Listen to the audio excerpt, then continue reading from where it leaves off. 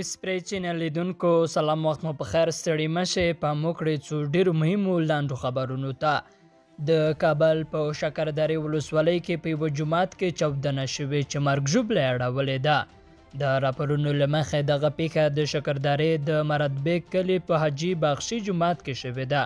امنیتي سرچینې وایي چې په پیښه کې 12 کسه وژل شوي او ګڼ نور ټاپیان دي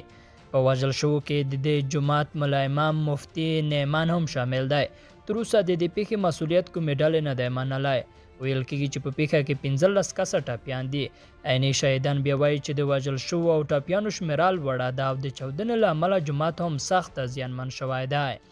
بلخوا پروان کې د برېښنا پایو کې 14 ماینونه ځای پر ځای شوي وه ناپېژانده وسلوالو په پروان کې د برېښنا په پایو کې 14 ماینونه ځای پر ځای کړي چې له دې ډلې 8 ماینونو چاودنه کړې او ځینې په یې زیانمنې کړي دي د پروان ولایت ځایي چارواکي وایي چې دغه ماینونه د چاریکار ښار په جنګل باغ سیمه کې د وارداتي برېښنا په پایو کې ځای پر ځای شوي وه امنیتي چارواکو ویلي چې د 14 ماینونو له ډلې شپږ کشف او خنثی شوي دي برېښنا شرکت هم د یادې پیښې د تایید ترڅنګ وایي چې ځینې ماینونه امنیتي ځواکونو خنثی کړي او د لا ډېرو زیانونو مخنیوی کړی ده دا پیښه داسې مال کېږي چې په تېرو څو ورځو کې په پرلهپسې توګه د وارداتي برېښنا پایې د ناپېژانده وسلوالو له لورې نړول کېږي او میلیونونه افغانۍ زیانونه اړوي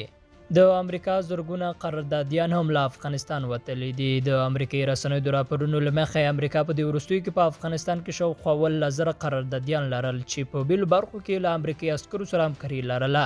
له دې ډلې 6,140 امریکایان دي چې له تخنیکي مسایلو نیولې بیا تر لوجستیکي مواردو پورې له امریکایي ځواکونو سره کار کوه امریکایي رسنۍ وایي چې امریکا ډیر وخت د سرتیرو تر شمیر قراردادیان ډیر لرل چې د امریکایانو د ماموریت د ناکامیدو یو لامل هم د همدې قراردادیانو موجودیت و چې په ډیرو مواردو کې له امریکایي ځواکونو سره صادق نه و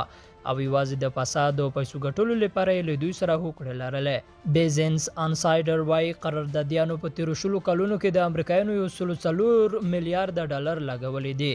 چې یوازې په تیرو 5 کلونو کې شاوخوا 9 میلیارډ ډالر په قراردادیانو لګول شوي دي او پوتین وایي د افغانستان پولې ته نږدې تجهیزات او سرتیري ځای پر ځای کوه روسیه او تاجکستان له افغانستان د پیښیدونکو ګواښونو په اړه خبرې کړې دي د راپورونو له مخې د تاجکستان ولسمشر امام علي رحمان روسیې ته تللی و او له ولادیمیر پوتین سره یې په سیمه کې په روان وضعیت خبرې کړې دي لیدونکو دا تر دې مهاله لاندو مهم خبرونه چې مو واورېدل تر بیا ښې چارې لوی علامه ملشه